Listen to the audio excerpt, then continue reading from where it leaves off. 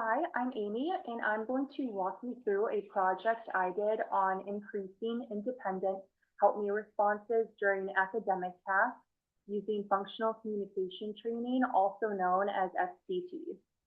So for this project, I worked with Ethan, which is a pseudonym for a 5-year-old client I currently work with who has been diagnosed with autism and receives ABA services.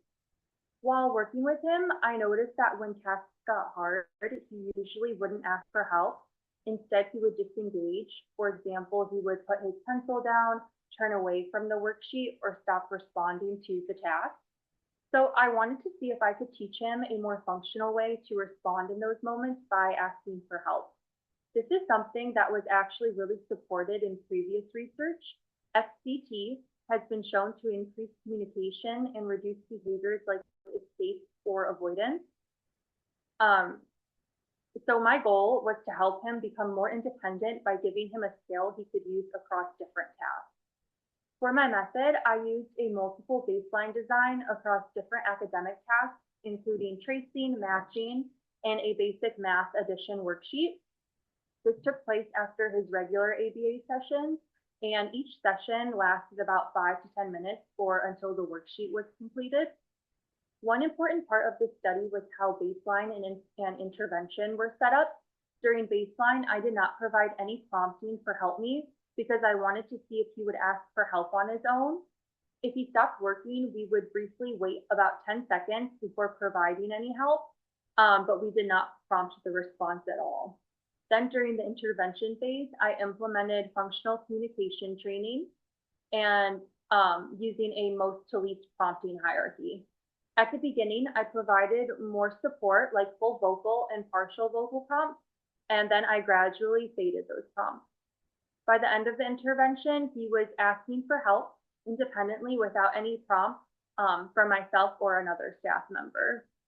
Looking at the results, I saw a clear increase in independent help me responses once the intervention was introduced. During baseline, his responses were very low, around 0 to 3 per session. Once I started implementing FCT, that increased to about 4 to 7 responses per session. The data also showed an upward trend, and this pattern was consistent across all of the academic tasks. There was some variability in his responses.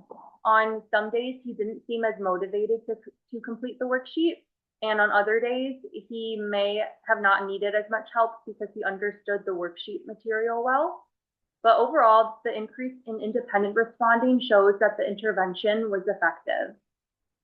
Moving on to my discussion section. So overall, I found functional communication training effective in increasing Ethan's independent requesting for help behavior and reducing task avoidance. This aligns with previous studies that I have mentioned in my presentation, that when you teach functional communication, you are not just increasing communication, but you are also decreasing problem behaviors. There are a few limitations to consider. This project only included one client, and it was conducted in a clinical setting. So it is unclear how well these results would generalize to other environments like school or home. And there was also some variability in his responding, which could have been influenced by factors like motivation or task difficulties. And since myself and another staff member were involved, consistency and implementation is always something to consider, and we aim to follow the same procedures. For future research, it would be helpful to include more participants and assess how well these skills would generalize across different tasks. And overall, this project shows that functional communication training can be a really effective way to teach independent communication skills and reduce avoidance behaviors in children with autism. Thank you.